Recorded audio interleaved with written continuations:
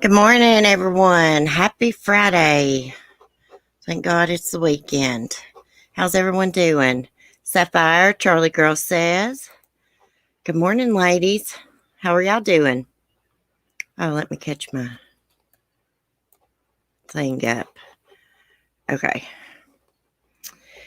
Charlie Girl says, hi, everyone. Thank God it's Friday. I know it. I'm ready for the weekend and ready to do something. Hey, Nika. Good morning. Hey, Mike. Good morning, Vicky. How are y'all doing? I'm reporting live from my porch at my little desk. This is so cool, guys. I love it out here. Hey, David. How are you? Notifications working. Awesome. It's about time. Usually, nobody gets notified. Poor Cement Shoes. He's been subscribed to my channel forever. Loyal supporter and friend. And he never, ever gets notified. I don't know how to fix it. Like when I subscribe to people's channels, you got that little bell there. Maybe unsubscribing and resubscribing may help that situation. Anyways, we got a lot to talk about this morning, y'all. A lot to talk about. The first thing up is Evelyn Boswell. Talk about this real quick. Hold on a minute. So they finally passed that Evelyn Boswell law in Tennessee. It's official. Parents must report children missing within 24 hours. I think that's bullcrap. 24 hours, y'all? Like, I'm so glad they passed this law. At least it's something. But, like, shouldn't you immediately report your kid missing if you can't find them, in the house or around the house? Shouldn't you immediately call 911? I think so. Oh, gosh, I hear people outside. Okay, we're going to listen to this video. That way I don't got to read. Hold on just a minute. The legislation is named after the Sullivan County toddler. The TBI issued the Amber Alert for Evelyn February 19, 2020. Her body was found a few weeks later on family property. News Channel 11's Ashley Sharp explains how Evelyn's death has inspired change. Josh, when the Amber Alert went out for Evelyn Boswell last year, police learned early on that she had actually not been seen by some family members for around 2 months.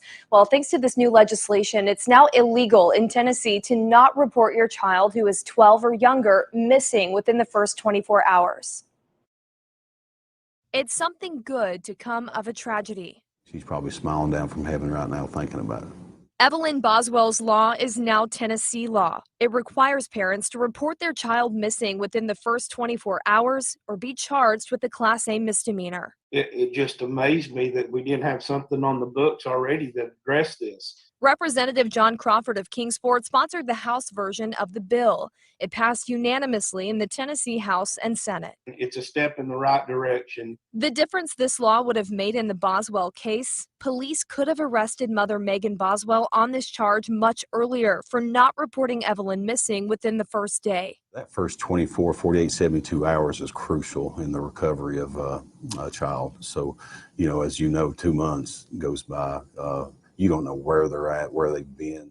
Police would ultimately arrest her on charges of false reporting and later charge her with murder. They say having this law in place sooner could have helped their investigation, but most importantly, hold her and other parents responsible for neglecting their child's safety. We definitely needed this law, and I think it's going to help other police chiefs, sheriffs, law enforcement agencies, first responders in the future. I really do. This case captured the heart of the Tri-Cities community. I'm hoping this bill will help us heal. I hope it will help our community heal. Now baby Evelyn's legacy is one of bringing justice for other children. This is not going to affect our case with little Evelyn, but maybe it'll prevent this from happening in some other community, and they won't have to go through what we went through.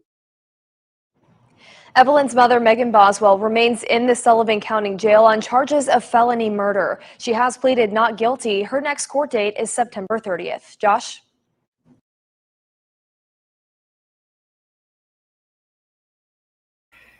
Okay, guys. Okay. I just wanted that to play. What do you guys think? I can't believe, I'm like that guy. I cannot believe there wasn't something already, some kind of law about that already. I mean, I believe that even if this law had been in place, Megan Boswell, Evelyn wouldn't have been reported missing. That's for sure. Um, she wasn't going to report her missing at all. The grandfather's what started all that. He called the CPS on her, and they did a welfare check. And, Megan gave them the runaround. So CPS called the police, and that's how she was reported missing. 24 hours, it should be way less than that. That's what I'm saying, too. I mean, at least it's something. But damn, like I said, if you can't find your kid, you can't find them in the house, and they're gone from outside, and you can't find them, you're yelling for them. You should automatically call the police, right, guys? I think it should be like within like so many minutes. Hey, Cheryl T, it's all right if you're late. I'll give you a late slip. We got to start using our emojis. That helps the analytics. What do you think, Cheryl T, about this? Evelyn Boswell law passed. You have to report your kid missing within 24 hours or you'll be arrested. I mean, I'm glad that something passed about it, but I'm not happy with the 24-hour thing. That far, we may have to, it's according to what we do when you come up, but we may have to go visit Evelyn's grave, take her some flowers or something. Who knows what we'll do. Okay, guys. Bless little Evelyn's heart. That case bothered me so bad. That's why I don't want to spend a lot of time on it this morning. It was hard seeing her in those videos right then. Just prayers for her remaining family. I want to move on and talk about Hoary Lori, because there's been some new information. You know, East Idaho News got some documents, but then the documents were sealed, but the documents they got was highly redacted. But there's been some more information come out about Charles Vallow's death. I found this very interesting. Hold on, I'm going to share this. Hey, faithful one. Okay, look at this. After shooting cult mom Lori Vallow's husband, Charles Vallow, Alex Cox waited 43 minutes to call 911 while Lori went to Burger King. I'm going to tell you what's the truth. This is probably one of the most evil women I've ever laid my eyes on. People think that Eileen Wuornos was evil. No, she is nothing compared to Lori Vallow. Nothing. Lori Vallow's got her beat. This old bitch right here is going to be leading the damn demons into hell. That's what she's going to be doing. The pitchfork rammed up her butt. Okay. An arrest affidavit connected to new charges against Lori Vallow shows that investigators believe the shooting death of her former husband, Charles Vallow, was not a spontaneous event, though she and her brother, Alex Cox claimed Cox shot Charles in self-defense. Nate Eaton of East Idaho News first obtained the arrest affidavit for Lori's charge of conspiracy to commit murder in the death of her husband, Charles Vallow. Lori's brother, Alex Cox, fatally shot Charles in July 2019, July 11th, I believe, at an Arizona home where Lori and her children were living following the couple's separation. Cox claimed self-defense and was never criminally charged in Charles's death. Cox himself died in December 2019. An autopsy determined that his death was the result of natural causes tied to a cardiovascular condition. I call that freaking karma. The affidavit casts serious doubts on Alex's claims of self-defense. The Chandler Police Department describes Charles Vallow's death in the probable cause affidavit as murder, stating that evidence shows that Charles' death was a planned event and necessary to prevent Charles and others from confronting Lori about her extreme religious beliefs. I reckon Lori was tripping out. They were going to do like an intervention, her family, and she did not want that to happen. The affidavit, which was also obtained by the Daily Beast, details these extreme religious beliefs shared by Lori Vallow and her now husband, Chad Daybell. It was discovered that Lori and Chad believed they had extraordinary abilities. Some of these abilities included the power to teleport and cause harm to others, the ability to call up natural disasters, the ability to pray away demonic spirits attached to others, and also visionary capabilities. Because of these abilities provided to them, they felt that they were qualified to tell whether someone had a light or dark scale associated with them. This scale would indicate whether or not they had a demonic spirit attached to them. These freaking nut jobs. According to the affidavit and previous reports, Lori and Chad believed Charles Vallow was possessed by a demonic spirit, and that Lori believed, perhaps correctly, that Charles Vallow was planning an intervention to address her religious beliefs. The heavily redacted affidavit indicates that another person, whose name is redacted, was involved in the plan to kill Charles Vallow. Authorities have not named any additional suspects in Charles Vallow's death at this time. The affidavit also shows that investigators believed Alex Cox waited 43 minutes to call 911 after shooting Charles Vallow. It also alleges that Lori Vallow went to Burger King while her husband lay dying on her floor. You know why they waited 43 minutes, right? They had to make sure he probably didn't die instantly. They had to make sure, they had to make sure they had the scene, stage, everything, make sure he was, dead, no chance of survival. Okay. Following the murder of Charles Vallow, Lori took his rental vehicle and cellular phone. The GPS data associated with the phone indicated that the phone left the residence at 07:49 hours. Lori then went to Burger King to get food for JJ, Walgreens to get flip-flops for her and Tylee, and finally returned home. Alex would not call 911 until I don't know how you say this, guys, hours to report the shooting. When reporting the incident, Alex indicated that it just happened. He was provided with CPR instructions, and he acted as if though he was performing life-saving measures on Charles. It was not until emergency personnel began life-saving measures that they saw blood coming from Charles's body. This would indicate that Alex performed no emergency aid.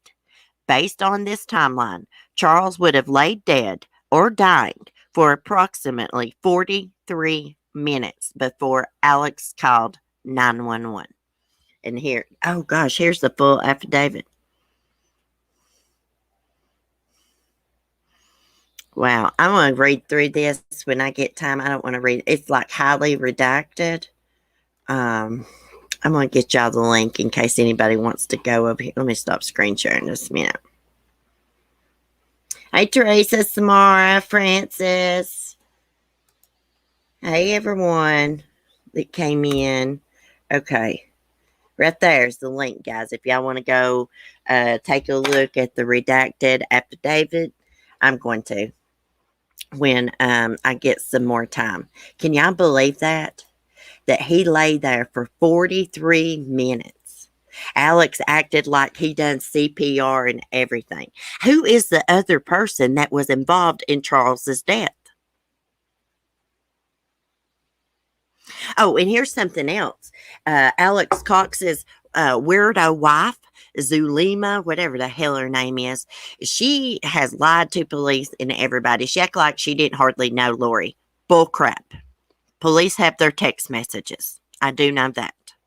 They were very tight. She bought into all this nonsense too. Hook, line, and sinker. Freaking weirdo bitch.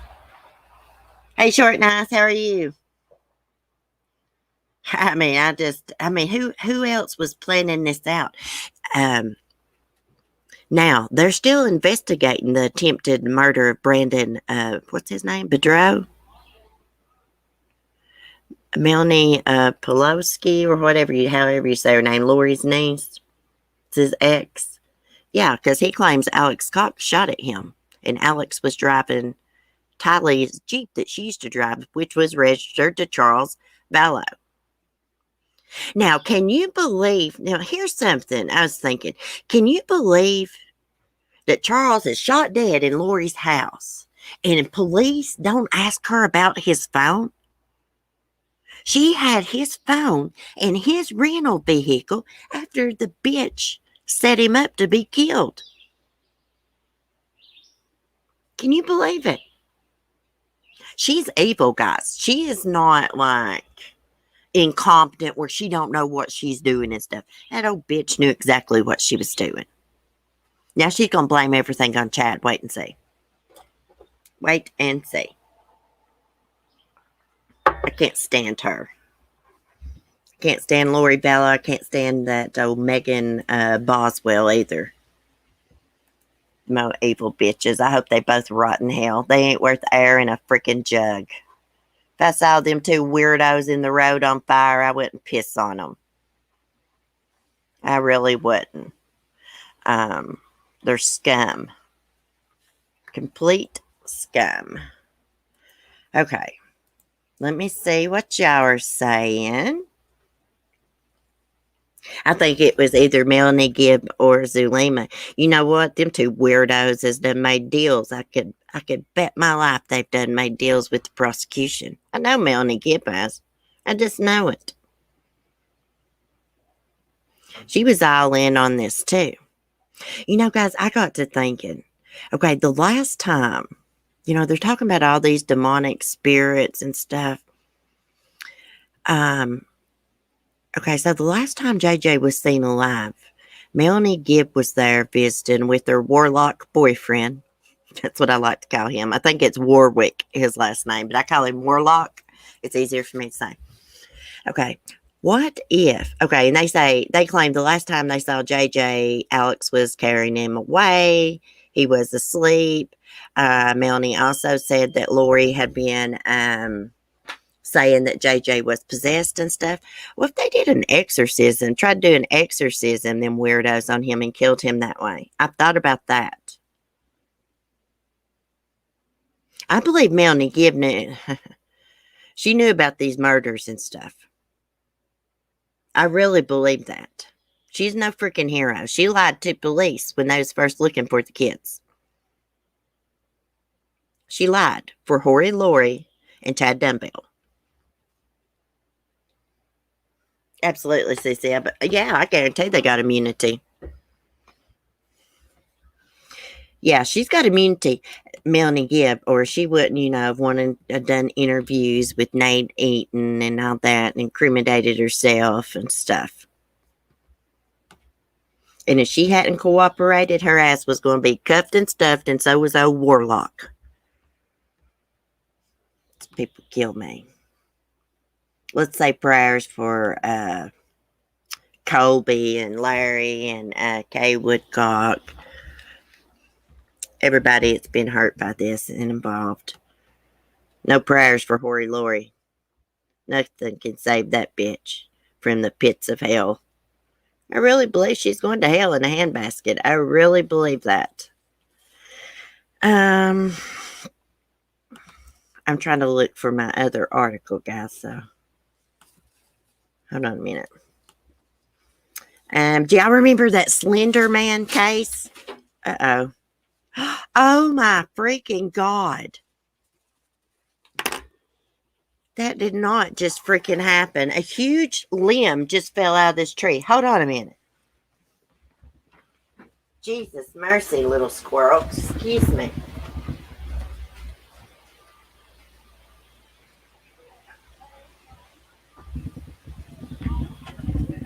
Okay, guys. I'll take a picture and show y'all. A huge limb just fell out of this tree here. Scared the crap out of me. Goodness gracious. If anybody had been standing there, it'd knocked their freaking brains out. You know what? The people we rent this lot space off of, they don't want this freaking tree cut. And limbs fall on top of the house and everything all the freaking time. It's freaking dangerous. Hold on one sec. I got a text message here. Okay.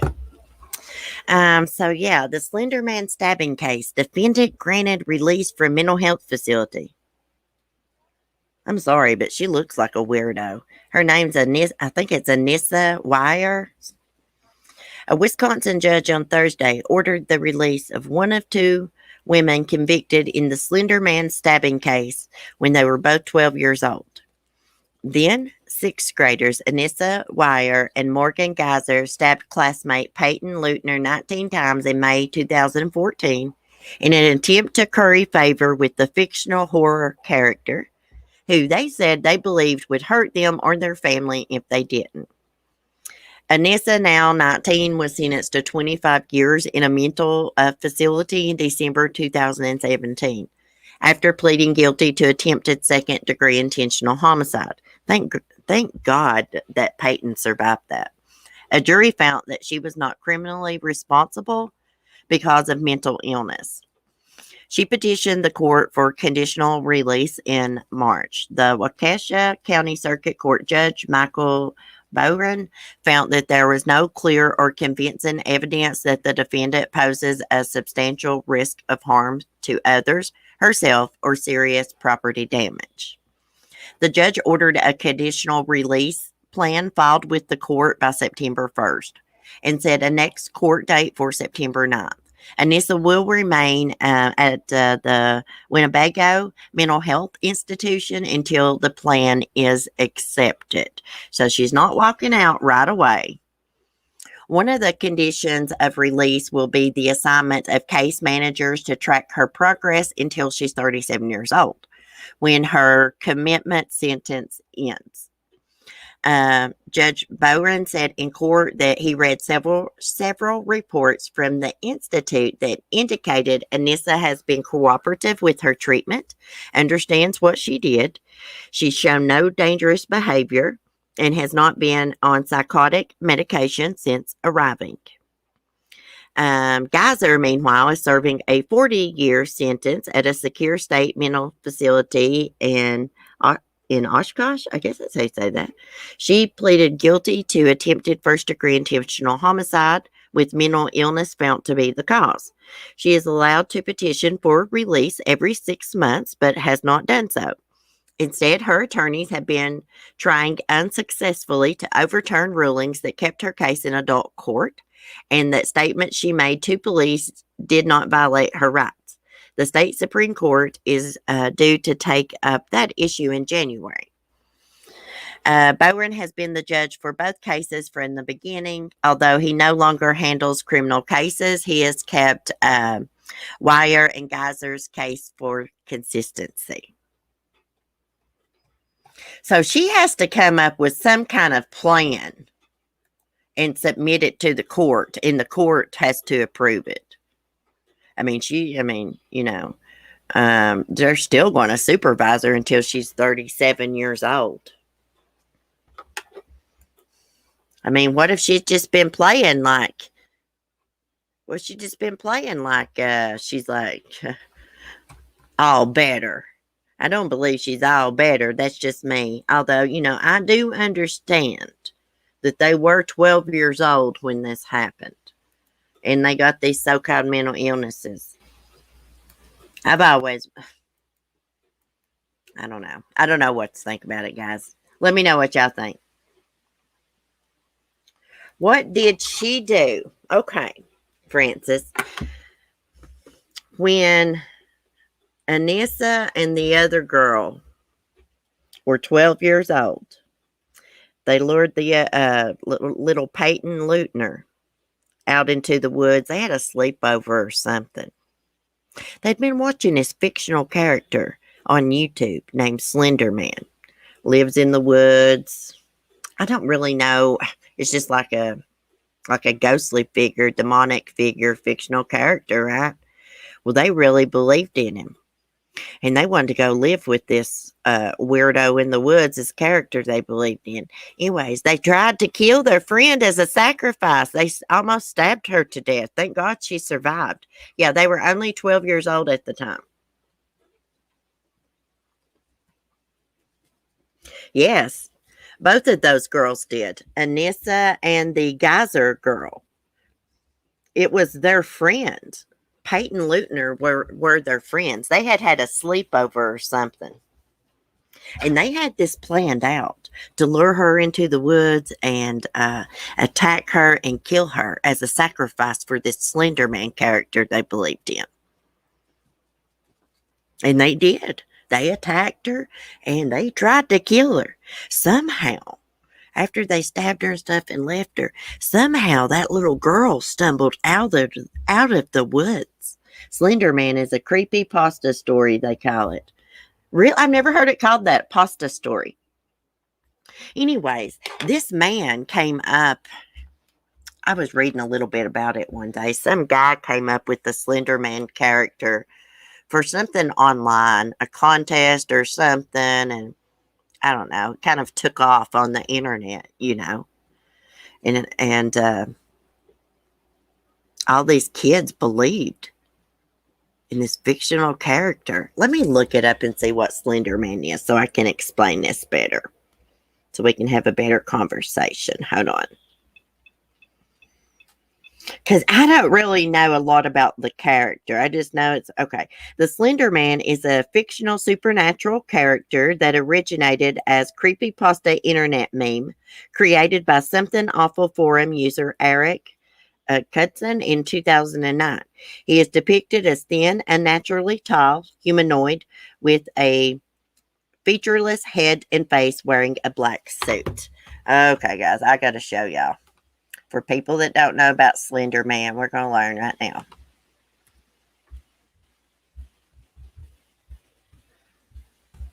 And it pulled up on my phone. Let me... Hold on. I didn't type in right.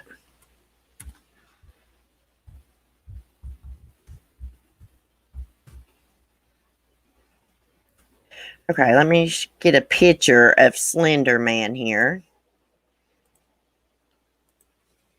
And then I'll find something about the case and give y'all a little case history. Okay, so this is the fictional character, this Slender Man. This is the picture I've seen the most that depicts Slender Man. There's some like that.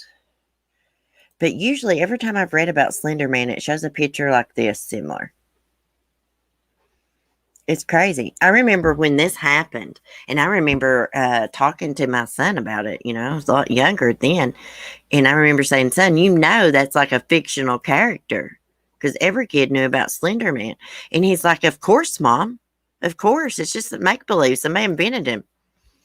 But, all kids are not like that. I'm just wondering, these kids don't sound... They probably weren't supervised too good. Let me find something else. We need a backstory on the Slender Man case here. Oh, guys, I seen something about Maya Maletti, too. I wanted to share with y'all. Hold on a minute. I'm looking for something.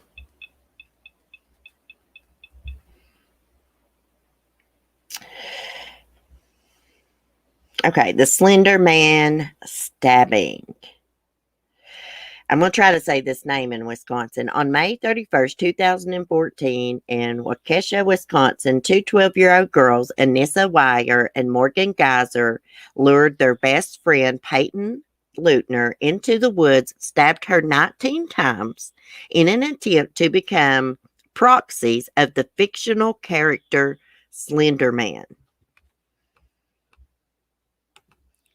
Why did I close his picture out? Let me get it back up here as I'm reading this.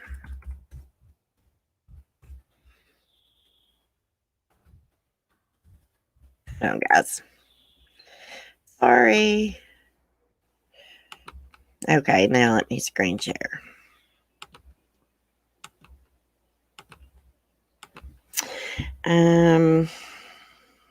The victim crawled to a road where she was found and recovered after 6 days in the hospital. The perpetrators were found not guilty by mental disease or defect and committed to mental health institutions for a sentence of 25 years and 65 years, respectively.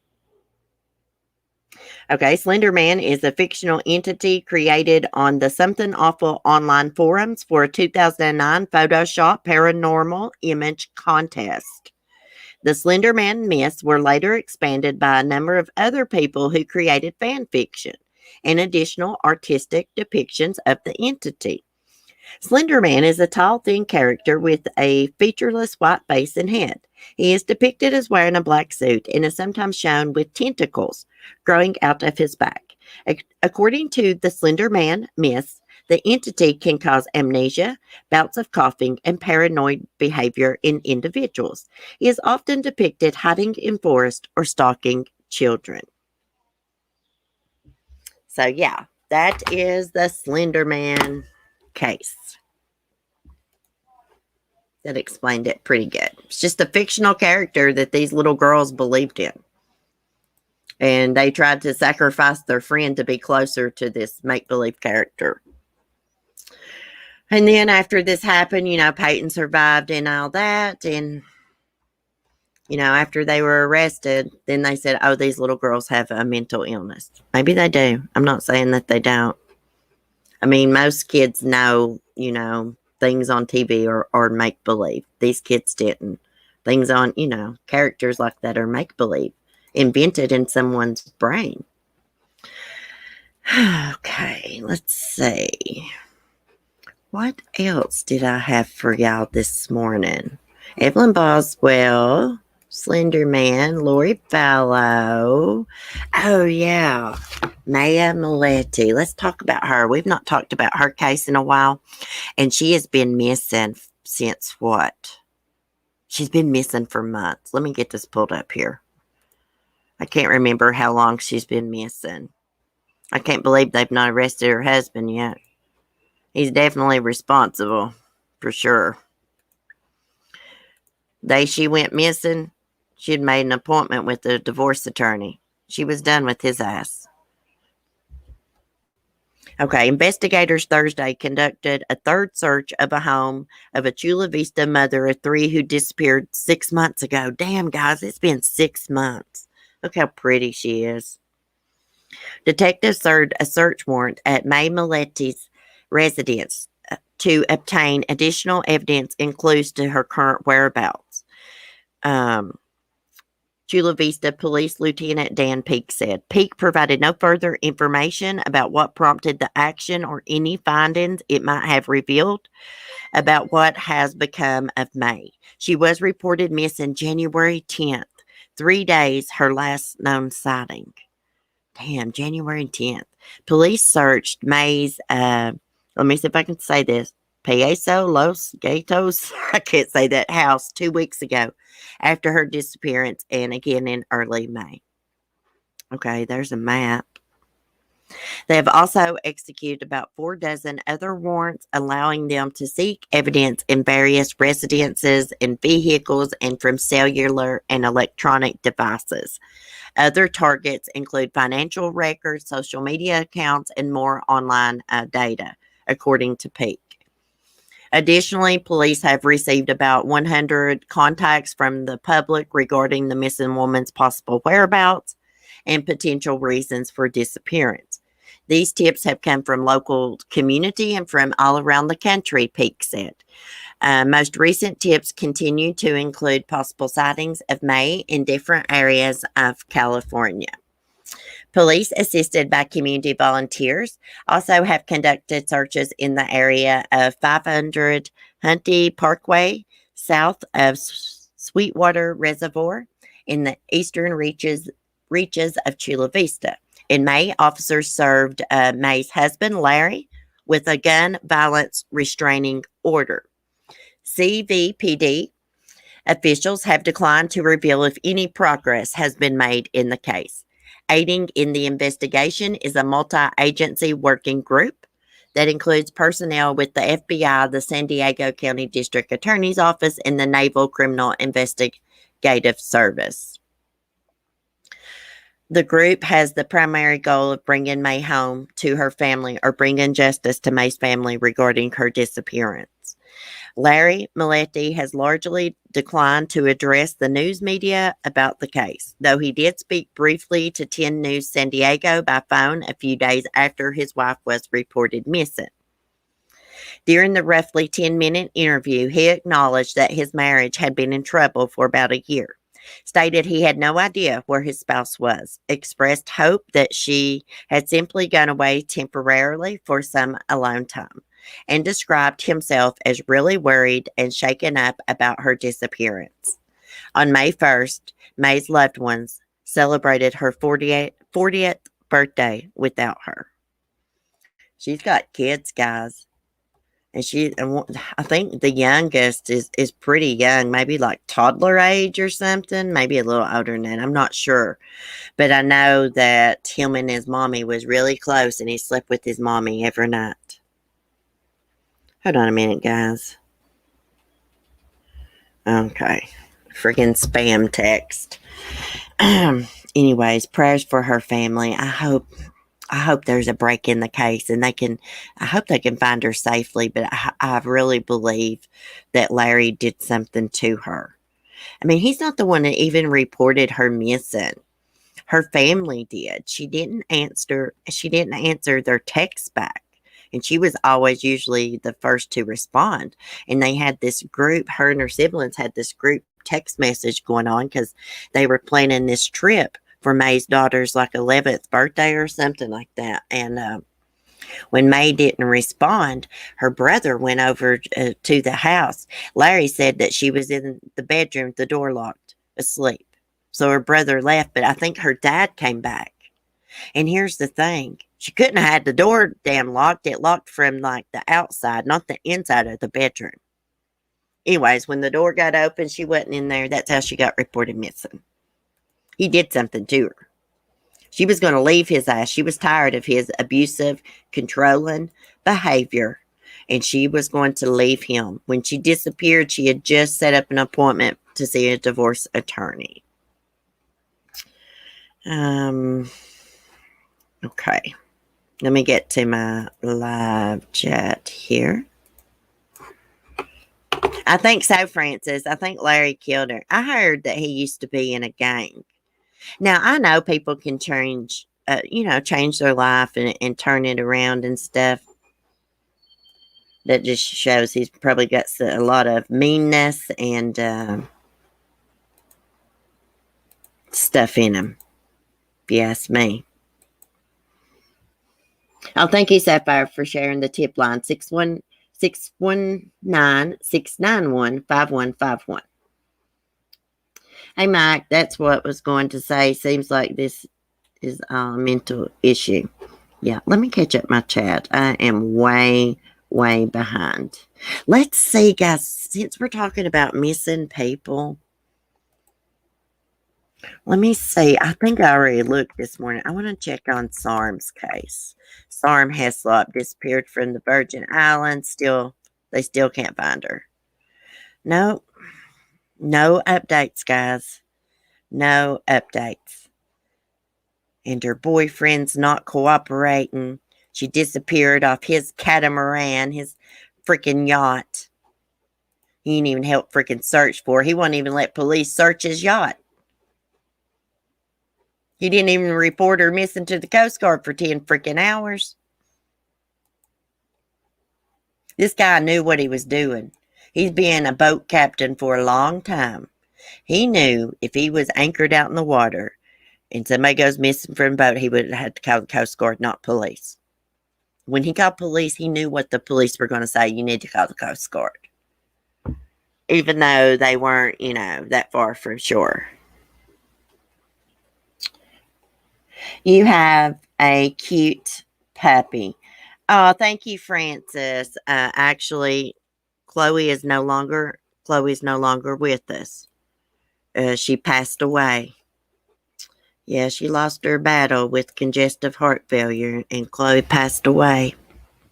I've got Hibiscus. I've got to get her little grave fixed up. since we're speaking of Chloe, I want to show y'all something. Because I'm about done talking about true crime this morning. We could sit here and chat for just a minute. But I want to show y'all that's not in Discord Chloe's little paw print and stuff. Let me get it pulled up. I'm going to show y'all what we got in the mail. Now, what I'm going to do is I'm going to get a frame. I'm going to get some pictures of Chloe. Make it like a collage, of pictures. Look, when she passed away, Mark took her down to the vet so that they could stamp her paw on that little canvas. And they just sent it to us in the mail. We just got it a couple days ago, and it come with this little card. Just this side of heaven is a place called the Rainbow Bridge. It's real cute. And I want to keep it. And I've got Chloe had a collar, a leather collar. It's got peace signs all over it. But the little turkey never did like to wear it. So that's why Chloe never had a collar up.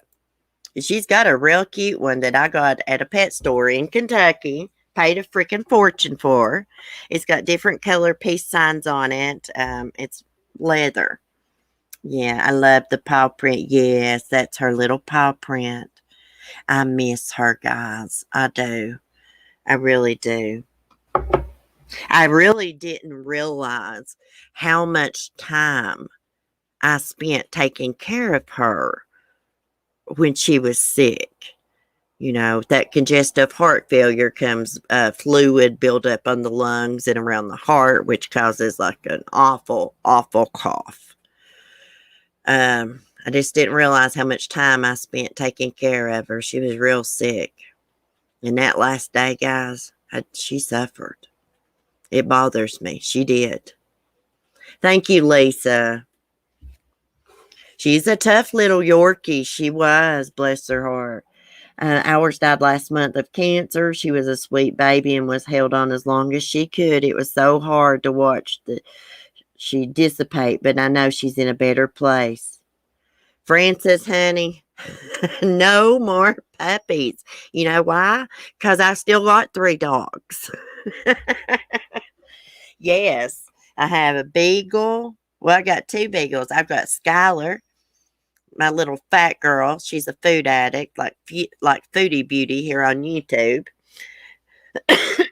She's got blue eyes. Then I got Ladybug. She's half beagle, half border collie. She's got a blue eye and a brown eye. And then I got Smokey. He is a schnauzer, and he is legally blind. He is. He's legally blind, bless his little heart. And he's on a seizure pill. Hey, these are the last dogs I'm getting for a while. I'm not getting any new puppies. No. I can barely go anywhere as it is, and I always got to make sure I'm back and everything, and it's a lot. I miss my little goat. I don't want more dogs after Stella is gone. See, you know what I mean then, Francis, don't you? Yeah. I love them. If one needs my help, y'all know I'll help. I'll help any animal in need. Right, little squirrel? I got a little squirrel over here eating. I done been talking to the deer and everything this morning, y'all. I had a big old herd of deer just come trotting through the freaking yard as I was sitting here this morning. Oh, Lord. Well, guys, I didn't get that hen off those eggs. I don't think those eggs are going to hatch. It looks like my eggs are fertile. My chicken eggs, But I don't know. Sunny's like got a low sperm count. I think. Sunny Rooster has a low sperm count. It don't even look like to me when he tries to breed those hens, he's doing it right. I mean, I'm not trying to be vulgar, but they're just a lot bigger than him, guys. He looks so funny right now because he's molting and He's got stubbed tail. He don't got his pretty tail feathers. I cannot find his special feather. My neighbors must have took it. Because when I was going through that problem with my nerves, I did tell them to get the eggs out of the coop and stuff for me. So they must have found it and took it. That's all right. I've got other feathers of his that's got that white in it. But see, that white in his main tail feather, that's how you know he has fighting rooster in him. Even though he was born right over at the funny farm. My neighbors hatched him. He's never been in a damn rooster fight in his life. But he's aggressive, you know what I mean? He's aggressive because of that. But that's how you tell if a rooster has what they call fighting cock in them. They're real pretty tail feathers. They'll have one tail feather that'll have white in it. Yeah. Sonny's beautiful. He's like orange yellow. His tail feathers is like that shimmery green color. It's so green and dark and shimmery. It almost looks black. And he's got red in him. It's probably the hen season. Hey, Sapphire, she is not getting up and coming outside at all. She is staying on that top shelf on that other clutch of eggs. I got every other egg out of that freaking coop. I just want some backyard chickens. Right now is not the time for me to have baby chicks. Even though my neighbor's like, please let her hatch them. We'll take care of them. We'll see. I don't care for her to hatch them if they're going to take care of them, because I've got that little, do y'all remember that little chicken coop that the sister wives were in when I first bought them? I've still got that. It's one of them little cute chicken houses from Tractor Supply is what it is. They don't always do it right the first time. Yeah.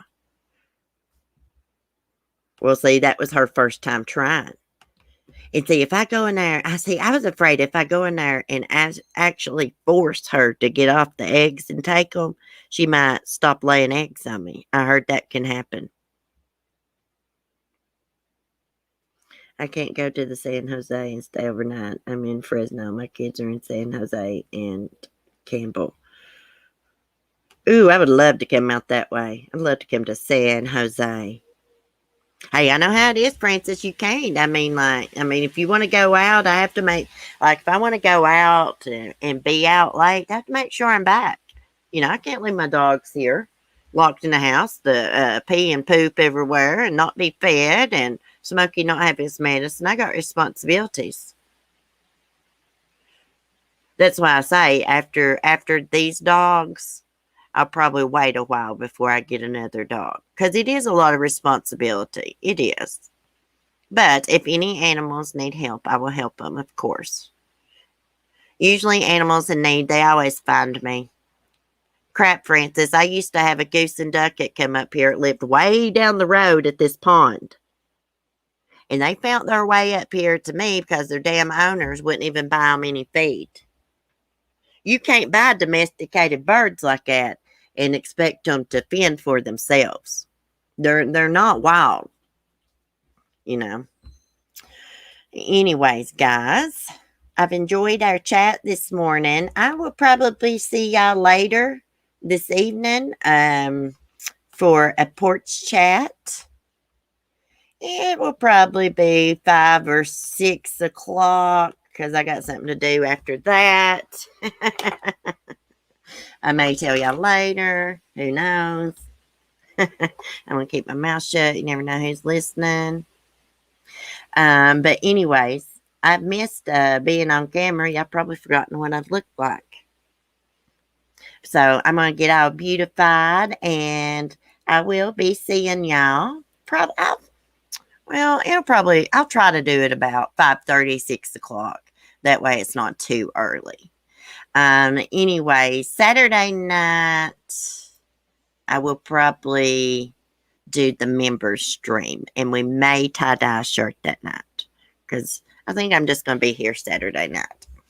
4th of July, I'm probably going to do a stream. I wish I had some fireworks, but I don't, but we can chill here on the porch. Anybody that's home by themselves can come and hang in the stream for an hour or two.